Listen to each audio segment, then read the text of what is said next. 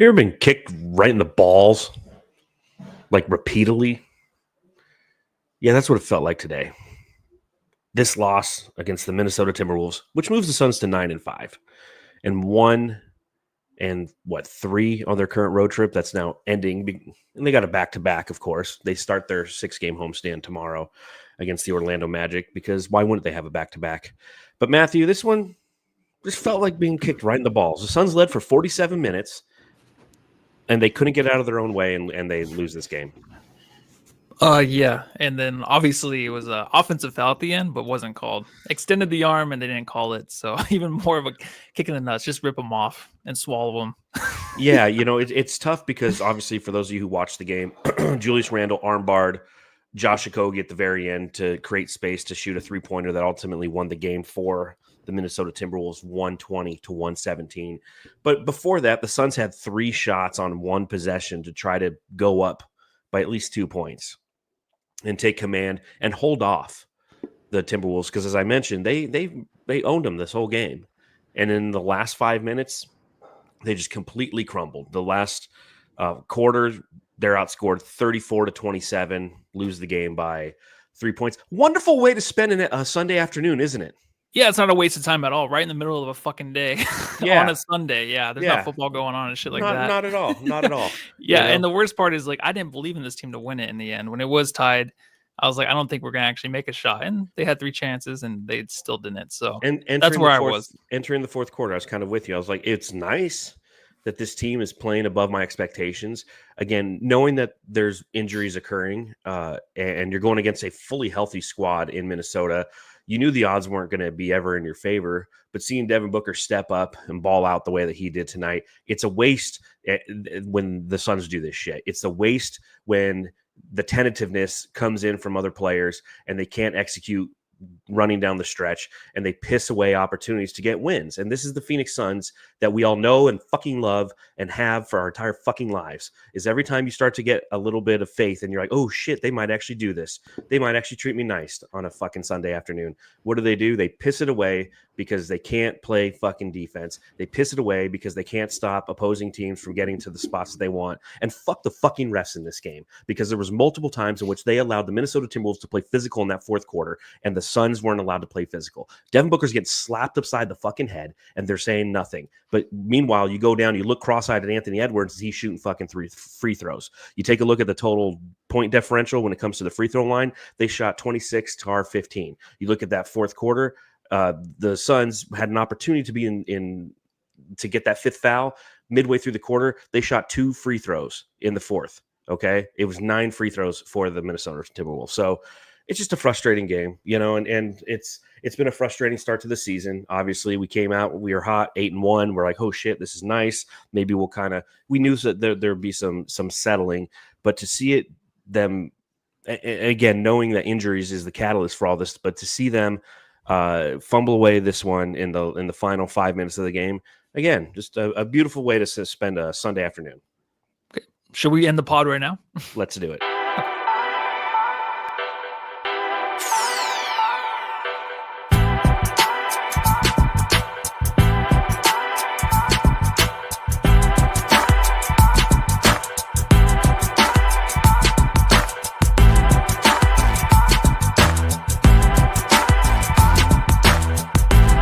Lose.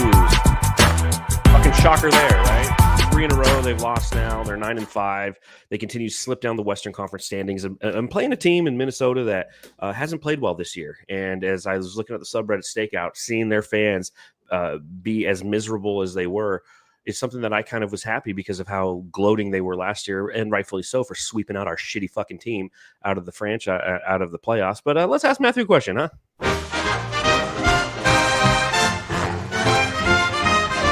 Matthew, I've got to ask. Matthew, why do I hate myself?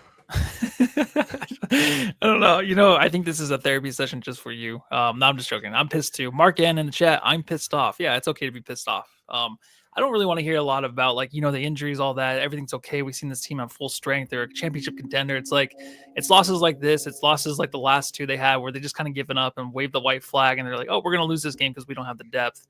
and we don't have a star in Booker to help us win this game. So that's the frustrating part about all this. And the injuries are frustrating because it's going to just keep happening this season with Beal and maybe Kevin Durant. So we're going to continue to miss guys, and that kind of just builds up in our mind as like, you know what? This is going to be a rough season after a great start.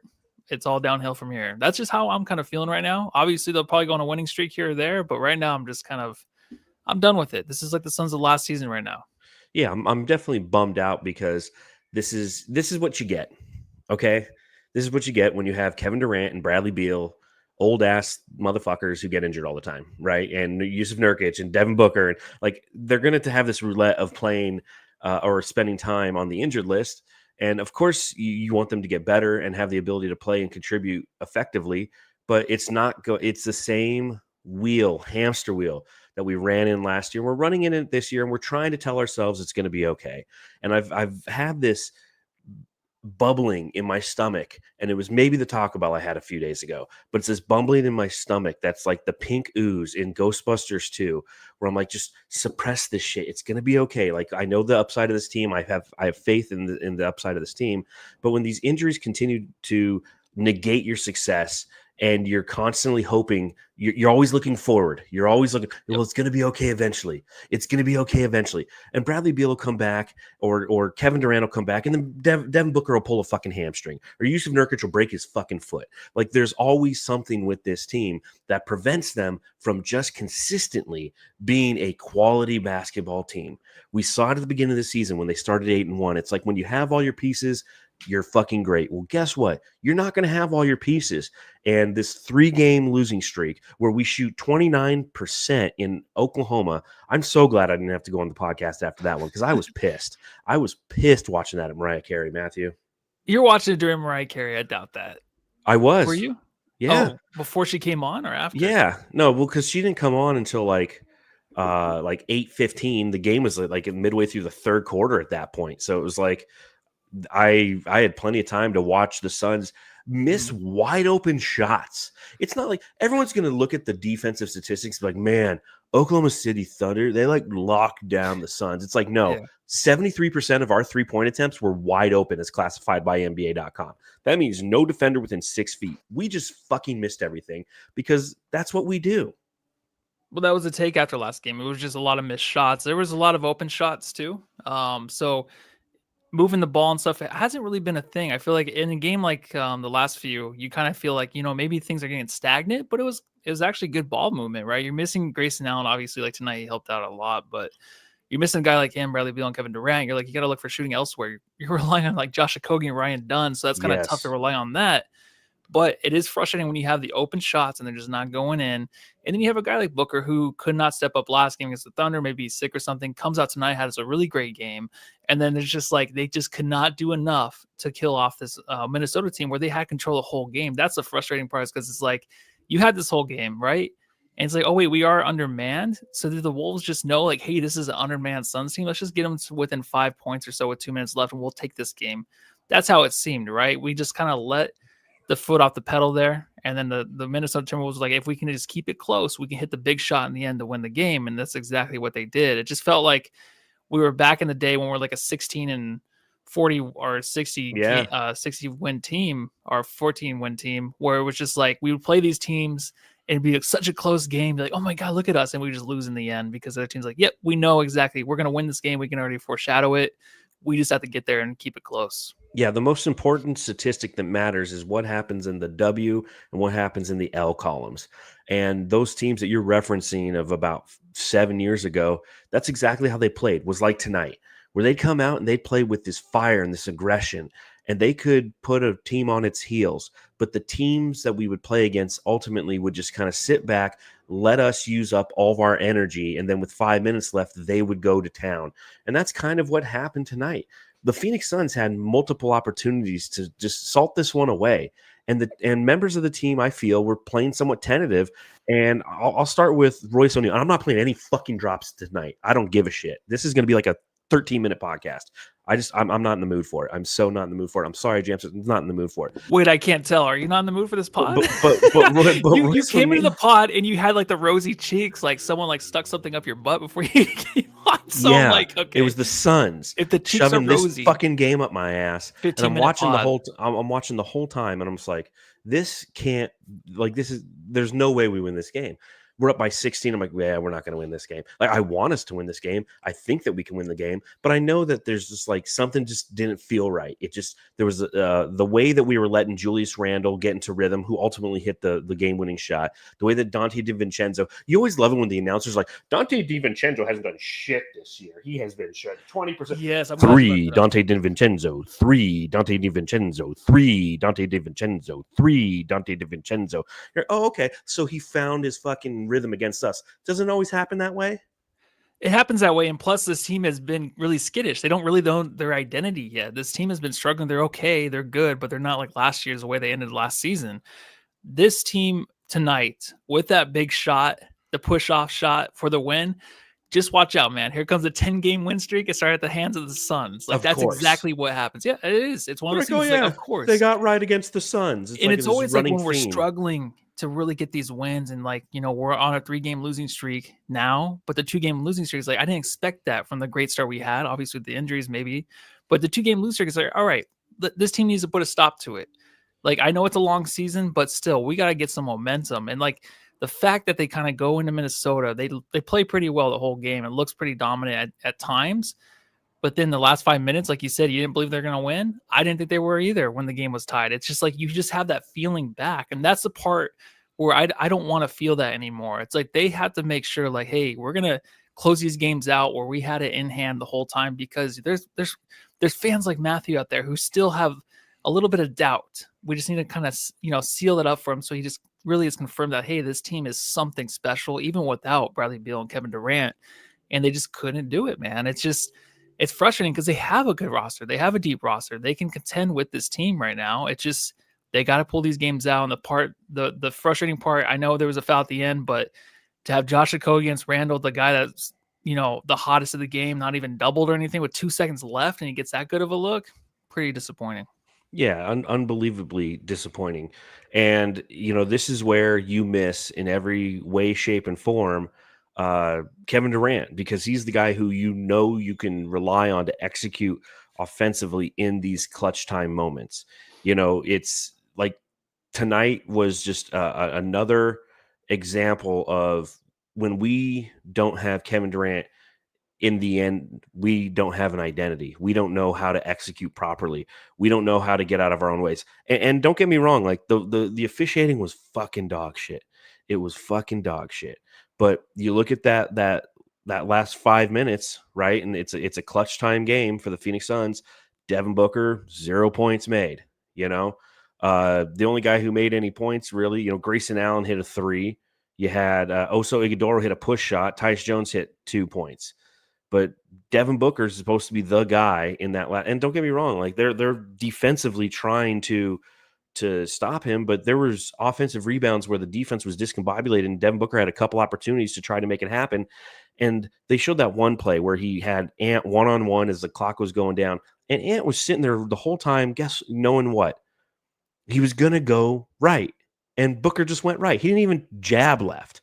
He, you know, like a good player tries to get you off your toes to try to create space. Booker just went right, you know, so it's frustrating because I don't know where to throw the blame at. I don't want to blame Devin Booker after putting up a great, 44-point night. Is that what he ended up having, was 44 points? You know, like it's tough to blame Devin Booker. It was a team loss. The team fucking lost tonight. Period. Exclamation point. Plumlee and Nurkic. Did you have Plumlee and Nurkic like running fast breaks on your bingo card this year? You on mute, I assume?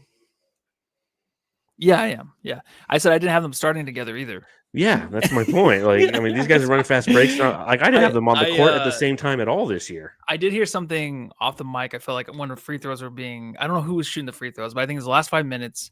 And Anthony Edwards, I feel like he was just MIA until that last 5 minutes of the game, where I heard Booker, I swear, maybe James just heard this, where he's like, I don't know, let me know when he shows up. I haven't seen him yet. And then as soon as I heard that, I'm like, oh damn, he's talking shit about Ant.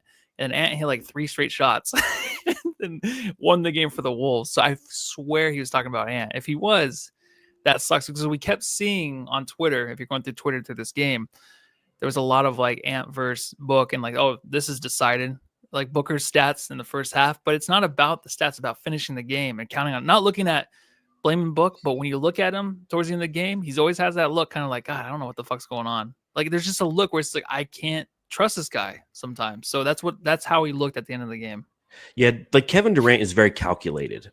He has that killer look in his eye. And it was just like at the game when they lost to the Sacramento Kings last Sunday. And I was at the game and they ran that play where it's like the famous fade out of bounds 3-pointer Devin Booker shot at the buzzer, which never fucking goes in. But there he is taking it again. And it was the same thing in kind of this game as those final moments were taken away. Like Kevin Durant he has spots on the floor and he's like, and he's so skilled. He's like, I'm going to get to that spot and I'm going to execute. And Anthony Edwards does the same thing. And Devin Booker, he doesn't get there. He doesn't get to that spot. Whether it's the officials not calling him being bumped off his spot, but I've talked about that in the past, that sometimes the best way to play defense against certain players is to bump them just a little bit. Take them out of their rhythm. Make them shoot a shot they don't want to shoot. And that's all you have to do to Devin Booker. You just got to like push him a little bit. And he's just like, oh shit, and he just, now don't get me wrong, he hit that like amazing fadeaway over Rudy Gobert. Like he can hit some of the toughest shots, but when it's on the line, man, I don't trust it. And maybe I'm clearly being emotional and acting emotionally. Well, we've been saying that all season. We've been saying that all season with him. Like we just don't trust it. Like, he had the good week, right? But it's just every time it's up to him to kind of make the big shot. We just know it's Kevin Durant's team now this year. We really do, because his team hasn't played that great in the last year and a half, including this first part of the year. Unless Kevin Durant's on the floor this season, the way he's looking, like you can just tell he's kind of taking that away. So without him on the floor, you just kind of like, do we trust Booker? Do we trust him to make the big shot? Having a couple chances at it. It's a frustrating thing, because then you think it's like, should he pass it up to the guys that are hot, like Grayson Allen? Like he was hot. I felt like he should have been the guy taking the shot, taking the 3 or something like that. Because he's definitely, when he's on one like tonight, you got to keep going to that dude. Like he was on fire, hitting a couple threes in a row, a couple times throughout the game.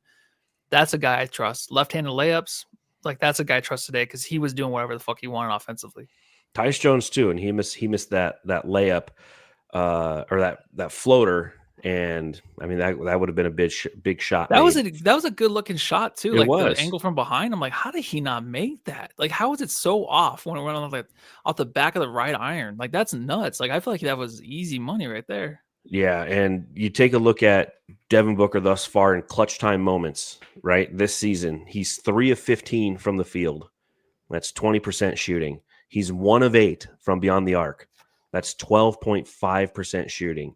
He's got 6 rebounds, 9 assists, 3 turnovers thus far this season. So I don't want to bag on Booker too much again, because again, 44 points. Yeah. He gave his all. He gave his all in this one. I just think that collectively the team, and I will go to the officials on this one. Like that was some bullshit at the end. You never want to put yourself in a position in which you can blame the officials. And the game was tied 117-117. There's 2.7 seconds left on the clock. They throw it into Julius Randle's. For some reason, fucking Josh Okogie's guarding him. I don't know why you don't have even an Oso Ighodaro. Somebody's a little bit longer than Josh Okogie. And he does the armbar push-off. And his arm. Yeah, he extends his arm like he's running for the Heisman Trophy, knocks him over, and then nails the 3. And they don't even like the refs are sitting there like, oh shit, we didn't call another one. Like there was a lot of missed calls, in my opinion. In this, there was, and I want to go back a little bit on the Book thing, because it's like he played great. The stats are great. Was making some difficult shots, but we're at a point right now with this team where, just like Kevin Durant last year, we're really hard on him because he was putting up the stats, but it wasn't Kevin Durant we expected on this team. Now we see it. Mm-hmm. Book, we just keep saying year after year, he has to take the next step, the next level. I was saying last year, can he go head to head with Fox and win a fucking game? You know what I mean? When Sacramento always comes in and kicks our ass. I want to just see that. That's what I know. The stats are going to be there. He's going to get hot and stuff, but when it matters, is he going to come through? That's all I care about. Like even if he had 12 points tonight, and we probably would have got blown out, but 12 points tonight, and he was just there in the end making big plays. And I'm like, hell yeah, dude! Like that guy stood up. That's the next level I want to see Book at. That's what I'm looking for this season. I don't care about the stats or anything like that. I just want to see it look good and come through when it actually matters with these guys on the court. And eventually, when Beal and Kevin Durant come back, it has to look good and it has to make sense. And you have to envision this team going like, hey, if we play the Cavs or something in the finals, or just the Cavs down the road this season, like, can we contend with a young team like that? Can we do this? Like, that's what I'm looking for. Right now, he lost to Ant. Ant handed him the L. So that's how I'm looking at this one. Yep. And it's an evisceration factor, right? Because like De'Aaron Fox has an evisceration factor. We've experienced it twice this year. When he really wants to, he can just go and eviscerate you. He doesn't do it all the time because it takes energy to do it. Although he's done it over the last 2 games. He scored 60 points last night and 59 the night before or something, or 50 the night before. I mean, it's just ridiculous because his team needed him to, because Domas Sabonis was out, DeMar DeRozan was out, and he's feeling this rhythm. He's like, okay, well, I guess I'll do for an entire game what I did to the Suns in the fourth quarter of a couple games, is I'll just go and I'll eviscerate him. And Anthony Edwards was kind of doing the same thing, where he was just hanging back, playing his game, letting Dante DiVincenzo and Julius Randle get hot. And then in the fourth quarter, he's like, you know what? I guess I'll be Anthony Edwards now. He ended with 24 total points, and 7 of those came in that final 5 minutes of the game. And to your point, and to a lot of the Suns fandom frustration point, is just that. Is we've known this about Devin Booker for a long, long time. It doesn't mean we don't love the guy and appreciate having him on our team. Like, I feel like I have to say this to the Booker stands out there, just like I have to when the KD stands, when like we provide feedback about how we feel about Kevin Durant. We always preface it with like, this is one of the greatest players to ever play the game. But in the confines of this team this season, it's been frustrating because of XYZ. It's the same thing with Devin Booker. This is the greatest Phoenix Sun in the history of the Phoenix Suns.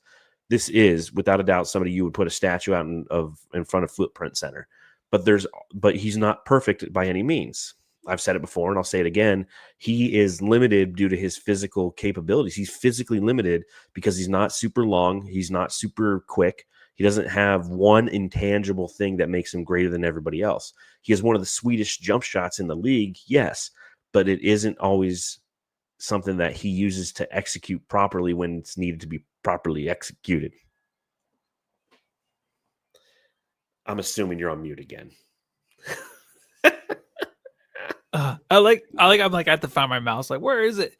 I don't know how that keeps happening. I don't know either. I don't know, man. Just one of them days. Crazy pod, dude. I was just gonna say I love the fact that we can talk about a book like this because it shouldn't be a bad thing. You know, I am sick of like seeing tweets and all this shit and like, you know, watching some other podcasts where they're just like, hey, it's all right, we're gonna be fine. Like, I'm done with that this year. I'm gonna overreact, and I expect a lot from this team, and they have to be almost perfect to win a championship. I want the championship. This team has to play at an all-time high every game for me to actually buy in. And with injuries, yeah, it's gonna happen. But right now, it's like I want Book to step up and just win these type of games for us. Welcome to the Suns Jam Session podcast, where we overreact. It's okay. What was so funny was K-Ray multiple times in the podcast was like calling out the fan base. He's like, see everybody back in Phoenix, I told you to settle down. He's going to be okay. He said like 3 or 4 times as Devin Booker was doing a good job scoring the ball. And again, Devin Booker tonight, 44 points tonight. Okay, he was 15 of 29, 6 of 13 from beyond the arc, because for some reason he can never hit 7 threes. I swear there was one point where he just jacked one up. Limitations. Yeah, limitations you're talking about. It's those Booker limitations, man. Like, he gets in his own head. He's like, fuck, man, I've hit 6. Don't look at the scoreboard. I've never hit 7. And then he'll take like a long, like 30-foot 3-point shot. You're like, what are you doing? He's like, I'm just trying to hit 7. It's like, you don't hit 7 doing doing it like that, Booker. This is what everyone expected, right? You to tune into the Suns Jam Session podcast after this loss, where Devin Booker goes for 44, and it's just Matthew and John going crazy on Devin Booker. Yeah, but come on, like, games. If you look at I'm going to talk about the Cavs again. Like last year, Donovan Mitchell, like he was a guy that scored like 30 or 40 points in a game, but they weren't winning games. And obviously, I don't know if they're not still undefeated, are they? Oh, they're still undefeated because they're playing as a team. Deferring because he's letting exactly. He's not Harris having to Garland. Yeah, so it doesn't matter about the points and the stats. It just doesn't. It's about the team effort and who can close these games out. But there's the challenge with the team right now is Devin Booker doesn't have anyone next to him because Bradley Beal and Kevin Durant are hurt again. So it's like he could play that role, and we saw that role earlier in the season. And the Suns were successful when he was in that role because he had Kevin Durant right next to him. And Kevin Durant's like, I love having Booker next to me because it means one guy's not going to sag off his defender, so I can operate the way that I want to, because if they do sag off, I can throw it to him. Well, KD's not, he doesn't finish that sentence. He's like, because if they do sag off and I throw it to him, then he's going to brick it. And I'm glad that the defender doesn't know that yet. You know what I mean? Like, Yeah, I know what you mean, yeah. You know, so I mean, it's just like, let's just do some fucking subreddit stakeout or some shit. I want to watch the Bills and fucking Chiefs. I want to watch actual something good. God damn, The Suns Jam Session Subreddit Stakeout.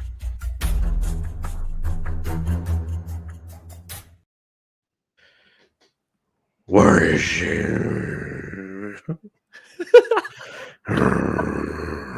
The subreddit stakeout is just going to be me groaning for the next few minutes. I thought It's like you're sitting on taking a shit. That's Batman. Yeah. Green Batman. Constipated. Constipated. Wow, Batman. dude. Oh, I got a migraine. That's badass, dude. Look at that.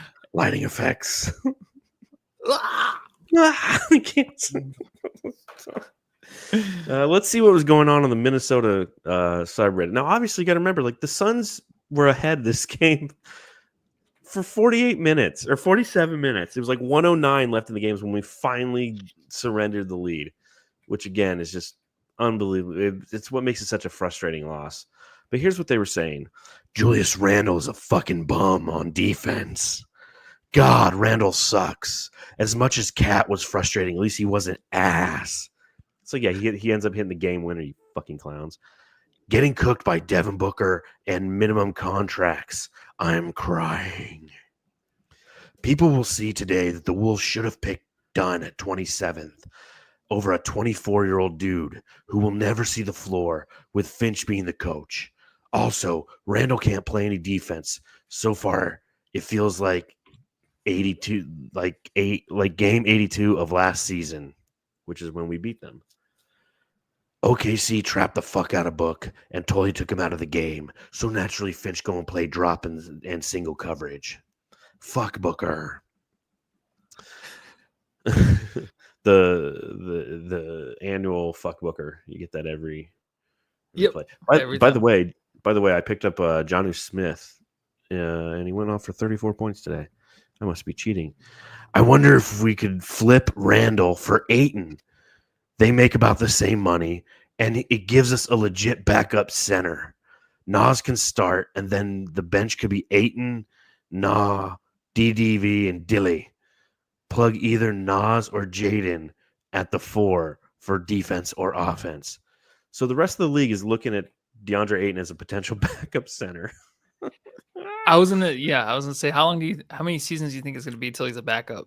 Until everyone's like, all right, he's good, but till his contract's up. So is that next year or the following year? Ant getting sunned by a Kogi. LOL. Grayson Allen, generational loser. And the last one, which happened right after the Julius Randle made 3-pointer. Shout out refs. The Suns Jam Session Subreddit Stakeout. The refs had some dinner plans, I think, right? No overtime. Yeah, they're just thinking of going overtime. Yeah, they're like, we had some reservations. What else do you want to talk about?